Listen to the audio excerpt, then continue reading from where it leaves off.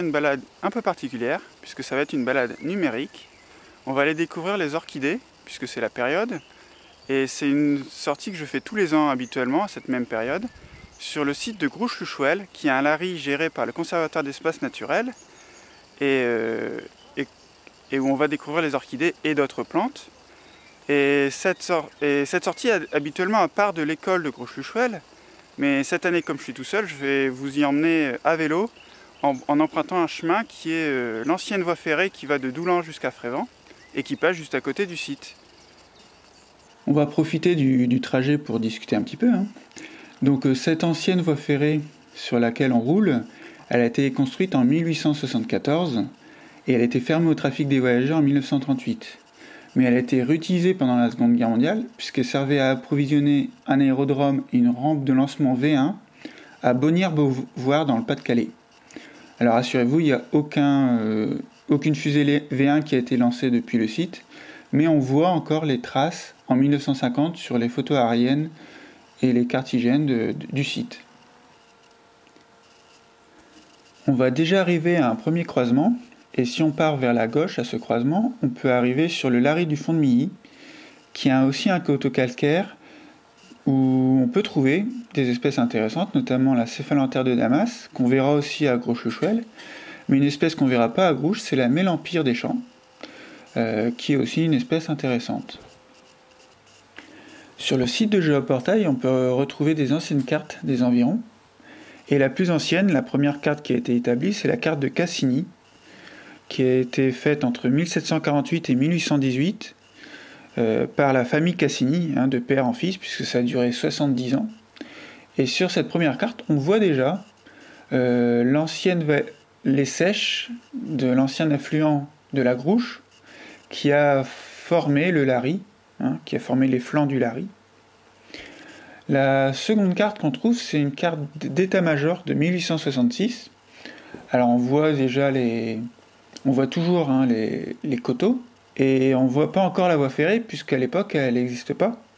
Elle a été construite en 1874, donc c'est quelques années après. Sur la carte de 1950, par contre, elle apparaît, et on voit qu'elle passe progressivement de la vallée de la Grouche jusqu'à Bouc-Maison sur le plateau en suivant la pente de l'ancienne vallée sèche. Sur le site de Géoportail, on trouve aussi des photos aériennes. Et celles-ci correspondent au voisinage du site de Grouche-Luchouel qui est au milieu. Et on voit très bien que les parcelles agricoles sont relativement petites par rapport à celles qu'on voit sur les photos aériennes d'aujourd'hui. Alors une autre différence, c'est que sur les photos aériennes d'aujourd'hui, sur le site, on voit des petits points noirs qui correspondent à des arbres et des arbustes, qui ont repoussé depuis l'abandon du site dans les années 60. Alors ça fait partie des enjeux de la conservation du Lari, c'est d'éviter qu'un boisement revienne, ce qui empêcherait les orchidées d'y pousser, parce qu'elles ont besoin de lumière. Alors vous avez remarqué qu'on était sur un chemin caillouteux, que ça bougeait de plus en plus, et que sur votre droite, vous commencez à apercevoir un paysage particulièrement intéressant. Et là, à un virage, on voit apparaître le Lari de Grouche-Luchouel, donc qui est assez vaste. On voit qu'il est étendu sur une grande longueur, même s'il n'est pas très large. On voit qu'il est enserré entre deux champs et que la pente est assez raide. Et si vous aviez fait cette sortie en vrai, entre guillemets, avec moi sur le terrain, vous n'auriez pas eu cette vue panoramique, puisque d'habitude on prend le Lari par en bas. Donc on longe par un sentier qui est en bas du Lari. Et après, évidemment, on rentre dans le Lari pour aller voir les orchidées. Et donc c'est ce qu'on va faire. On va descendre dans un chemin là, qui traverse le champ. Et on va se retrouver à une borne d'accueil en bas. Alors voilà, on est arrivé au pied du Lari. Tout à l'heure, on était tout en haut là-bas. On voit les arbres qui matérialisent l'ancienne voie ferrée, la rangée d'arbres. Et le chemin par lequel on arrive d'habitude est ici. On voit les vaches qui pâturent là-bas, qui ne sont pas sur le site, qui ne sont pas sur le Lari. Et là, vous avez le début du Lari, avec au bord du chemin, vous avez un petit panneau explicatif qui rappelle la gestion du Lari, qui est notamment entretenu par des moutons, avec un accord avec un agriculteur local qui vient mettre ses moutons pâturés. Alors pas cette année, le lari va pas être pâturé par les moutons, mais l'année dernière par exemple il l'était. Et donc on va aller voir les plantes, les animaux qui s'y trouvent. Et c'est parti. Alors je me rends compte que je ne me suis pas présenté. Je m'appelle Eric, je suis enseignant à Doulan. Et je suis bénévole dans plusieurs associations qui s'intéressent à la nature, la Picardie Nature, la Société Linnéenne Nord Picardie. Et je suis conservateur bénévole pour le Conservatoire d'Espaces Naturels de Picardie qui gère le site qu'on va visiter aujourd'hui.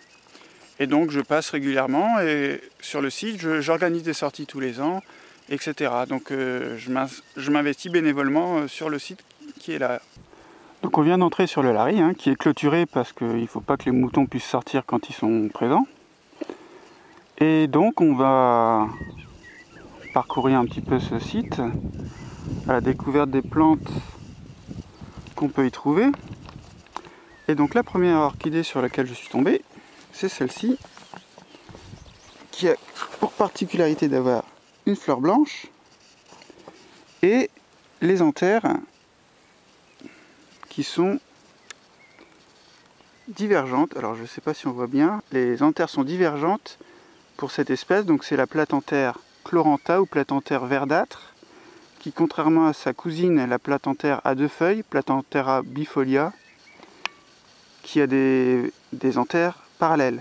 Donc celle-ci a des anthères divergentes, alors que sa cousine a des anthères parallèles. Deuxième espèce d'orchidée qu'on voit juste à côté, l'Ophrys abeille, qui est ici, et qui a la particularité d'avoir une fleur qui ressemble à un insecte. Alors l'objectif, c'est que l'insecte essaie de s'accoupler avec ce qu'il pense être une femelle alors que c'est une fleur, et ça provoque la pollinisation de la fleur. Donc l'insecte arrive, essaie de s'accoupler, se fait asperger de pollen par la fleur. Au bout d'un moment, il se rend compte que c'est pas une femelle, et il décide de repartir. Mais il se fait piéger une deuxième fois. Et quand il se fait piéger la deuxième fois, il essaie de s'accoupler avec une autre fleur et il dépose le pollen de la première sur la deuxième. Et à ce moment-là, il reprend du pollen de la deuxième et ça continue comme ça, de proche en proche. Donc c'est l'Ophrys abeille, Ophrys apifera, qui a une particularité, c'est qu'elle a tendance, elle, à s'auto-féconder, c'est-à-dire qu'elle peut se féconder avec son propre pollen. Ce qui fait que c'est une espèce qui est quand même variable. Alors, nouvelle espèce d'orchidée, donc c'est l'Orchis pyramidale. Alors pour moi, c'est un individu particulièrement intéressant puisque c'est la première fleur de cette espèce que je vois sur ce site. Alors il avait déjà été vu sur le site, l'Orchis pyramidale. Donc c'est une observation intéressante en soi parce que c'est une, entre guillemets, redécouverte. Et l'Orchis pyramidale, elle se reconnaît à la forme de l'inflorescence en forme de pyramide. Alors là, vous voyez, il n'y a que deux fleurs qui sont ouvertes. Donc on voit les petites fleurs roses caractéristiques. Et l'inflorescence va, même quand les fleurs vont s'ouvrir, rester en pyramide un moment, sauf quand toutes les fleurs seront totalement ouvertes, où là on n'aura plus cette forme pyramidale. Et donc voilà, on va voir s'il y a d'autres pieds sur le site. Donc au moins un pied aujourd'hui de redécouvert sur le site de Courchechouel, c'est une bonne nouvelle. Alors une autre espèce d'orchidée, la Gymnadénie moucheron, qui est une fleur rose pâle, qui ressemble un petit peu à celle de l'Orchis pyramidale, même s'il y a un petit détail, il y a des détails un peu différents sur les fleurs, vous pouvez voir sur les photos que je vous montre là. Et du coup, cette espèce-là, elle a la particularité chez les orchidées d'avoir une odeur. Alors vous pouvez essayer de sentir, c'est pas forcément évident à sentir l'odeur, des fois on sent pas. Mais voilà, c'est une des orchidées qui a une odeur parmi les espèces de chez nous. Et elle a une forme aussi beaucoup moins pyramidale que l'Orchis pyramidale, pour la distinguer. Alors on se posait la question tout à l'heure de savoir si on reverrait des Orchis pyramidales, et bien c'est le cas. C'est une bonne nouvelle, on en a un là Un là, encore un là, un là. Donc ça fait 4 supplémentaires en plus du premier qu'on a vu tout à l'heure. On a donc 5 pieds. Et si j'avance un peu, j'en ai encore ici. Vous voyez que là, j'en ai un encore ici, encore là, 3 supplémentaires ici. On a 8. Et donc on va continuer de compter le nombre d'orchis pyramidales qu'on trouve cette année. Alors la question qu'on se posait pour savoir pourquoi il y en avait, on les retrouvait pas. L'une des réponses, c'est peut-être la présence des moutons, qui cette année ne sont pas là, mais qui les années précédentes étaient là, qui sont importants parce que ils vont brouter l'herbe et donc permettre que le milieu naturel de ces orchidées reste présent. Si ça devient une forêt, on n'aura plus d'orchidées. Mais dans un autre sens, quand les moutons sont là, ils ont parfois envie de manger les orchidées. Et du coup, on ne les voit pas fleurir. Ce qui ne les empêche pas de survivre, puisqu'elles ont des feuilles, elles peuvent accumuler des ressources, même si on ne repère pas forcément leurs fleurs. Voilà. Alors voilà, je m'arrête quelques secondes sur le 9e pied d'orchis pyramidale, qui est particulièrement joli et particulièrement caractéristique. On voit que les fleurs ouvertes forment une sorte de couronne tout autour et que ça forme bien la pyramide dont je vous parlais, large à la base et puis de plus en plus étroit jusqu'au sommet en pointe. Alors voilà un pied encore un peu plus en avance sur la floraison, c'est le 22e pied d'orchis pyramidale. Et donc vous voyez que la forme de pyramide demeure au fur et à mesure de la floraison. On va essayer de trouver un pied encore plus avancé si on en trouve. On est à l'extrémité du site et on est au-dessus d'une pâture où les vaches me regardent en train de compter les orchis pyramidales. J'en suis déjà à 42 pieds. On continue l'inventaire du coup. Donc la sortie qui devait initialement être une balade pour parler des plantes se transforme en inventaire de l'orchis pyramidale. J'en suis à 72 pieds. Donc c'est vraiment pas mal. Ça me permet de dire que les années précédentes, je les avais pas ratées. Parce que quand il y a un pied ou deux, on peut se dire on a raté le pied, on n'a pas fait attention. Mais là, c'est plus difficile quand il y en a 72 pieds. Alors, en plus qu'ils sont répartis un peu partout sur le premier parc. Pour l'instant, je suis dans le premier parc du site. Et ça me fait penser que soit c'était le mouton qui passait avant moi et qui mangeait les fleurs, ce qui est possible. Soit, ce qui n'est pas impossible non plus, je passais pas au bon moment, c'est-à-dire qu'elles n'étaient pas encore fleuries ou déjà fanées. Mais j'y crois pas trop parce que j'étais venu régulièrement sachant que les orchis pyramidales pour moi c'est plutôt en juin qu'en mai. Là on est le dernier jour du mois de mai, donc elles sont pas encore bien fleuries, on voit que les inflorescences commencent. Alors petite remarque, pour les inventaires il faut bien faire attention à ne pas se tromper de plante. Par exemple ici, sous vos yeux vous avez la Vesse cracca qui ressemble de loin, c'est violet, ça fait une inflorescence en grappe, donc il faut faire attention. Et puis vous avez aussi une autre orchidée, la Gymnadénie moucheron dont je vous ai déjà parlé, qui ressemble. Et puis là vous avez par exemple ici une Gymnadénie et juste à côté vous avez une orchis pyramidale. Donc il faut faire attention de ne pas se tromper de pied quand on compte. Et bien compter que ce qui nous intéresse. Allez, donc du coup maintenant je vais arrêter de compter puisque sinon je vais compter en double. Et donc je vais repartir vers le deuxième parc, où il y a d'autres orchidées. En essayant de placer les points des orchidées sur la carte, les orchis pyramidales, en fait je suis tombé sur un site, un endroit du parc, du premier parc, que j'avais jamais prospecté parce que j'avais l'impression que la clôture s'arrêtait plus bas. Et du coup ça me permet d'ajouter un nouveau pied d'orchis pyramidale qui est juste ici. Donc ce qui fait que je me suis trompé, c'est la présence de cette pente assez raide qui à d'autres endroits du Lari signifie qu'on arrive sur le champ qui est au-dessus. Et donc je me suis dit, jusqu'alors ça servait à rien que je grimpe puisque après je serai dans le champ. Mais non, il y a un petit bout encore du Lari qui est au-dessus de cette pente. Alors on va s'intéresser à d'autres plantes que les orchidées aujourd'hui quand même.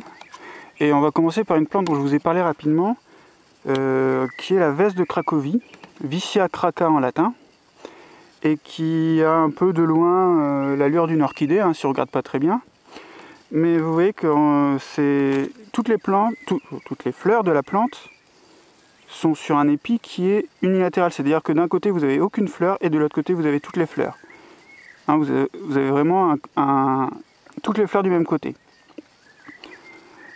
Et du coup cette plante-là fait partie des fabacées, des légumineuses. Alors on reconnaît les légumineuses, hein, la famille des petits pois, des haricots, etc.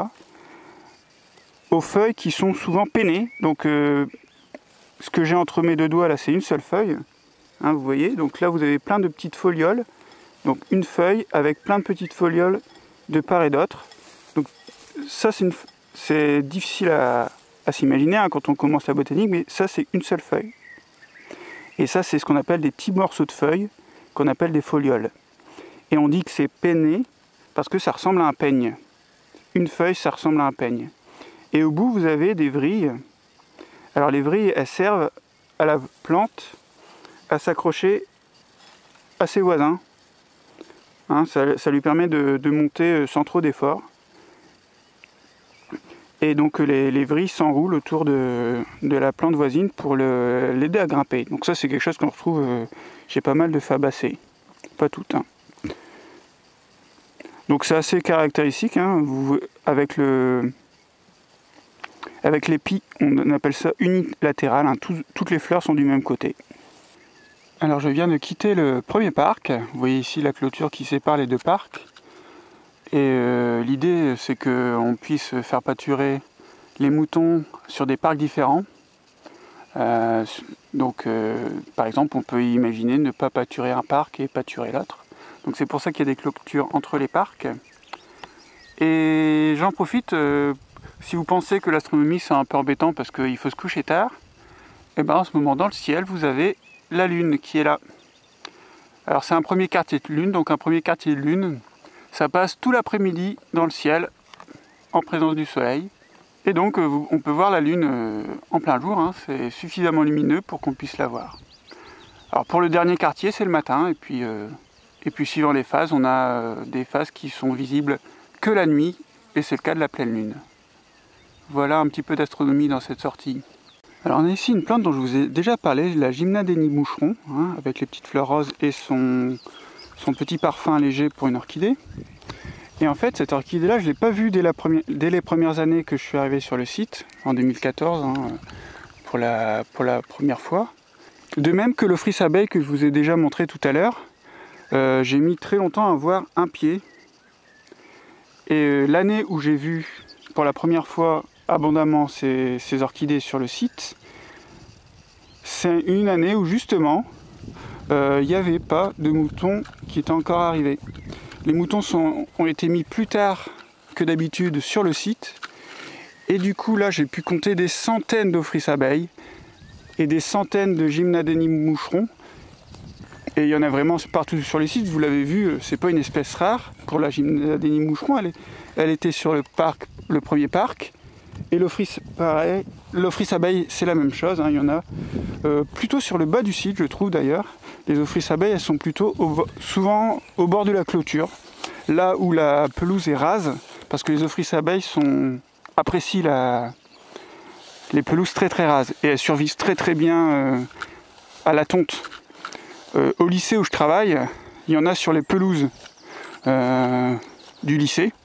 Alors autant vous dire que ces pelouses, elles sont très très souvent tondues, mais quelquefois il y en a quelques-unes, une ou deux qui survivent à la tonte, et on peut les voir en fleurs. Alors en ce moment je suis en train de chercher une orchidée. Alors on va en reparler juste après, mais je vais vous parler d'une rencontre qui a permis de trouver cette orchidée. C'est que sur Facebook, vous avez des groupes de botanistes qui discutent entre eux, qui échangent des photos, etc. Et un jour, je tombe sur une photo de quelqu'un sur ce groupe de botanique qui prend des photos de fleurs et qui marque Grouche-le-Chouel. Alors je lui demande où est-ce qu'il est allé pour prendre ses photos à Grouche-le-Chouel, et il me parle du Lary. Et du coup, je lui propose de venir. La prochaine fois qu'il passe, s'il veut, je l'accompagnerai, quoi. C'est plus sympa de faire ses balades à deux. Et du coup, voilà, quelques temps après, on fait une balade ensemble. Et je lui montre le site, je lui explique ce que je vous fais là. Hein, avec de manière un peu plus pointue, hein, puisqu'il connaissait déjà un petit peu la botanique. Et voilà, on fait la sortie. Et je crois que c'est l'année suivante, en tout cas l'année dernière, en tout cas c'est sûr que c'est l'année dernière, il publie de nouveau des photos. Et cette fois-ci, il y a une photo d'Ophrys-mouche. Sauf que ce qu'il ne sait pas, Gilbert, puisque c'est son prénom, c'est que l'orchidée qu'il vient de poster en photo, elle n'est pas répertoriée sur le site. Et donc,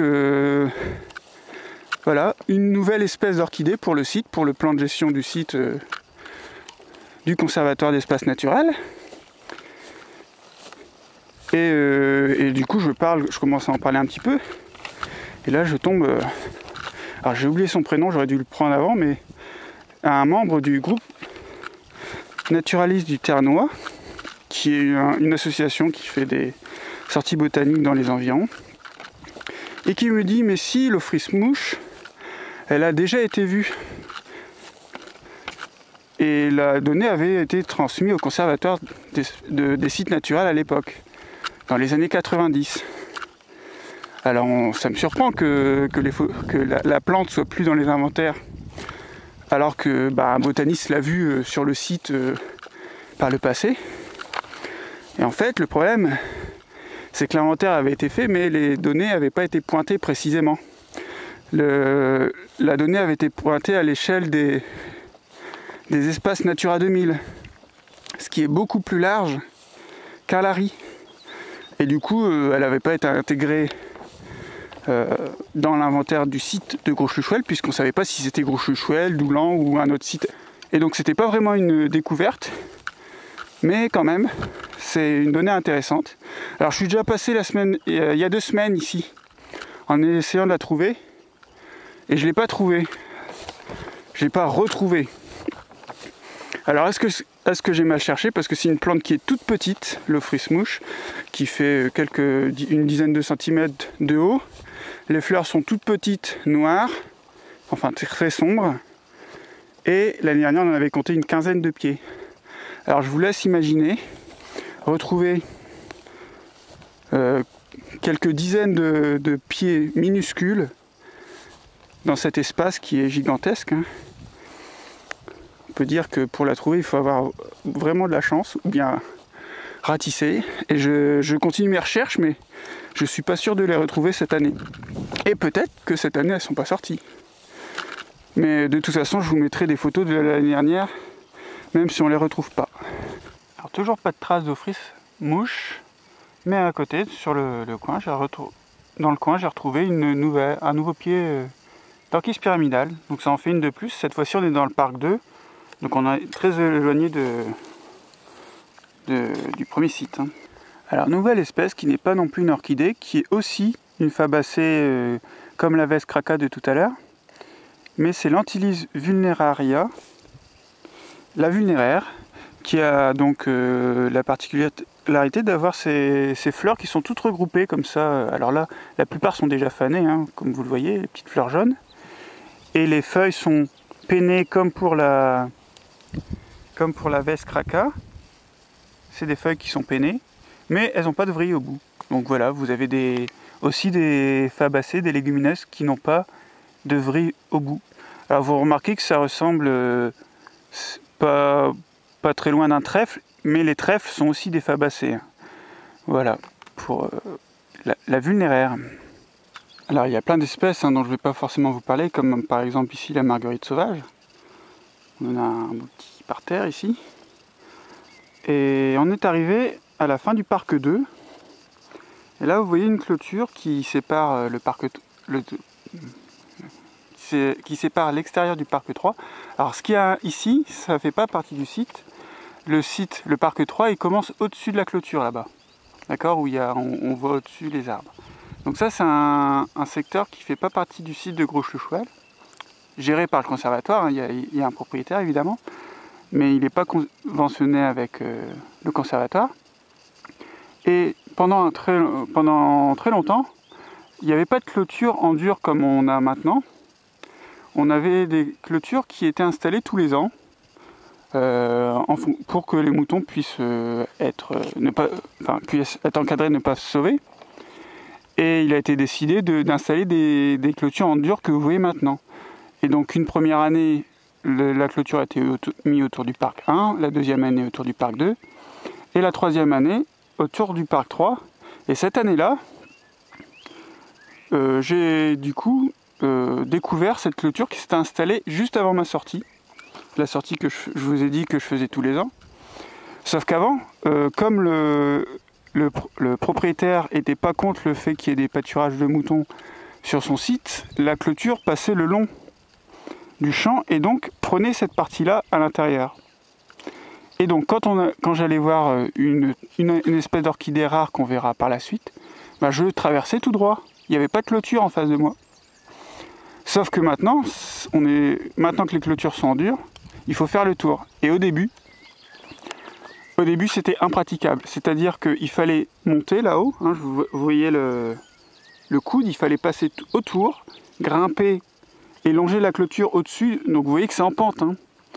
Et la première année que j'ai fait la sortie ici, ça a été un cauchemar pour les visiteurs. Avant on passait tout droit, et là on était obligé de faire le tour. Et du coup il y a eu une chute, et j'ai décidé que c'était dangereux. Et donc l'année suivante, j'ai pas fait de sortie. Sauf que l'année suivante, je me suis très vite rendu compte que le passage qui est là, les moutons l'ont emprunté, et ont érodé la terre. Et du coup maintenant c'est totalement praticable. Donc l'année suivante, bah, j'ai remis les sorties et on passe maintenant très bien en suivant les chemins créés par les moutons. Ce qu'on fait tout le temps. Hein. Tous les chemins que j'ai empruntés pendant cette sortie sont des chemins créés par les moutons en réalité. Alors on a ici une plante qui s'appelle une orobanche. Alors c'est des plantes, les orobanches, très particulières parce qu'elles ont comme particularité de ne pas avoir de chlorophylle et de vivre aux dépens d'une autre plante. Donc dans le sol, elles ont des suçoirs qui se cramponnent à une autre plante. Et c'est dans cette plante qu'elle puise la sève nécessaire. Et du coup, sans chlorophylle, elle n'a pas besoin de feuilles, elle a juste besoin de fleurir. Et c'est ce que vous voyez sous vos yeux là. Vous avez une inflorescence d'orobanche. Donc vous avez que des fleurs, sans chlorophylle, donc pas du tout de vert. Et cette plante va créer cette fleur du coup, puisqu'il n'y a que des fleurs sous vos yeux, hein, va créer des graines qui vont aller trouver une plante hôte à parasiter. Voilà. Les orobanches, il y en a plusieurs espèces qui se fixent à différents hôtes. Sous vos yeux, vous avez une orchis pourpre, ou plutôt ce qu'il en reste, puisque vous voyez clairement que cette orchis, elle est complètement fanée. Alors, je vous mettrai une photo d'il y a 2 semaines où elle était en pleine fleur. Et ça pose la question de fixer la date de la sortie. Parce que mi-mai, les orchis pourpres sont bien en fleurs, mais par exemple les platanthères verdâtres et d'autres orchidées, la Geminadeni moucheron par exemple, sont à peine sorties. Vous avez vu que les orchis pyramidales commencent tout juste à fleurir alors qu'on est fermé. Et ça, je m'en suis rendu compte assez vite en faisant mes sorties. Du coup, c'est pour ça que maintenant je mets ma sortie fin mai, début juin. Sous vos yeux, vous avez l'espèce d'orchidée la plus intéressante du site, parce que la plus rare, c'est l'orchis militaire, l'orchis militaris. Alors c'est aussi pour ça que je cale la date fin mai, hein, c'est que c'est à la période où elle est en fleurs. Et une autre raison, c'est que je viens de vous parler de l'orchis pourpre, qui avait tendance à être fané en cette saison, et vous voyez que effectivement, hein, ici j'ai un pied d'orchis pourpre qui est fané. Et l'orchis pourpre et l'orchis militaire ont la mauvaise idée de s'hybrider entre elles. Et donc, quand je suis venu là mi-mai, bah, il y a des mélanges des deux espèces. Alors pour distinguer les espèces entre guillemets pures, c'est relativement facile, puisque pour l'orchis pourpre, vous avez un casque qui est pourpre et le label qui est blanc. Alors que pour l'orchis militaire, comme vous voyez ici, vous avez le casque qui est blanc et les labels qui sont plus pourpres, en forme de petit bonhomme, hein. Dans les deux cas, vous avez une forme de petit bonhomme. Et donc l'avantage de venir maintenant, c'est que comme les orchis pourpres sont en majorité fanées, ce qui reste, c'est les orchis militaris. L'inconvénient, c'est que j'ai beaucoup moins de pieds, forcément. Tous les hybrides qui ont tendance à fleurir plus tôt sont déjà fanés aussi. On est ici à l'extrémité du parc 3, vraiment tout au bout du Lary. Donc c'est un endroit où on va pas forcément pendant les sorties parce que c'est très très loin. Enfin, ça fait beaucoup de marche, quoi. Et vous voyez qu'on arrive dans une... Donc l'enclos pour les moutons est mis seulement dans la partie prairie. Mais vous voyez que y a un boisement au-delà. Et c'est là qu'on va découvrir encore une autre espèce d'orchidée. Donc c'est un échec, hein. Je vous avais promis une dernière orchidée dans le sous-bois. Je ne l'ai pas retrouvée, je l'avais trouvée il y a 2 semaines. D'ailleurs, je vous mets la photo d'il y a 2 semaines. Et en fait, la céphalantère de Damas, elle pousse quand même un peu dans les sous-bois.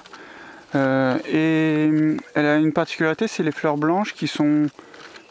On a l'impression qu'elles sont pas fleuries en fait. Elles restent, même à l'état de floraison, refermées sur elles-mêmes. Donc c'est une particularité assez spéciale de cette plante. Bon, on est sur la route du retour. Et comme vous voyez, on est à l'extrémité du Lary. Donc on a une très belle vue sur l'ensemble du Lary. En face de nous, on a la voie ferrée qui est toujours matérialisée par la rangée d'arbres. Hein, on la voit qui traverse là-bas au bout, de l'autre côté en face. Donc en se promenant sur cette voie ferrée, on a une vue sur le Lary, comme je l'ai expliqué tout à l'heure. Et donc là, on va rentrer tranquillement. Vous voyez que les lumières changent, hein, le soleil commence à descendre. Ça fait plusieurs heures que je suis en train de faire des petites vidéos sur le site. Donc il n'est pas exclu qu'on retrouve quelques petites plantes intéressantes. Alors vous l'avez reconnu, hein, c'est l'orchis pyramidale. Donc c'est un nouveau pied puisqu'on est dans le parc 3 et c'est le premier pied qu'on trouve dans le parc 3. Et il y en a une deuxième un peu plus ici. Hein, vous avez un deuxième pied qui est là. Et donc ça fait 2 pieds supplémentaires pour le comptage que je vais transmettre au Conservatoire d'espaces naturels, puisque c'est des données intéressantes. Cette année, on en a plus de 75 sur le site complet. Alors une autre espèce de plante très intéressante, le Polygala comosa, qui a la particularité sur Gros-Chouchouel de faire l'un des plus grands tapis, on va dire des plus grandes étendues sur le site. Et c'est une espèce quand même qui est relativement rare selon le Conservatoire d'espaces naturels. Parce qu'il y a une espèce qui voisine qui lui ressemble beaucoup, le Polygala commun, qui est du coup pas sur le site. C'est assez surprenant. Bon alors là vous voyez que c'est quand même la fin de la floraison, hein. On voit que en bas il y a déjà les fleurs qui sont fanées. Et à la cime les fleurs encore violettes. Hein. Quand on vient plus tôt en saison, on a des fleurs qui sont toutes violettes évidemment. Voilà, il est déjà 20h30, la sortie se termine. J'avais pas prévu de rester aussi longtemps sur le site, mais bon, ça prend du temps de faire des petites vidéos. Je vais maintenant passer au montage, j'espère que ça vous plaira et qu'on pourra peut-être le refaire une nouvelle fois. Voilà. Alors une petite séquence bonus, on est à 5 km de Gros-Chouchouel, on est à Doulan, près du lycée de Loty. Et on a ici, au bord d'une autre ancienne voie ferrée, un climat de Lary aussi, hein. On a une pente avec des plantes caractéristiques des Lary. Et justement, à cet endroit, on trouve aussi des orchis pyramidales. Alors vous voyez quand même qu'il y a une grosse différence avec celle qu'on a vue plus tôt dans la vidéo et que moi j'ai vue hier, puisque j'étais à Gros-Chouchouel hier. C'est que l'état d'avancement dans la floraison est beaucoup plus important. On voit que les fleurs du bas sont déjà fanées et que toutes les fleurs jusqu'à la pointe sont fleuries. Et on a perdu la forme de pyramide.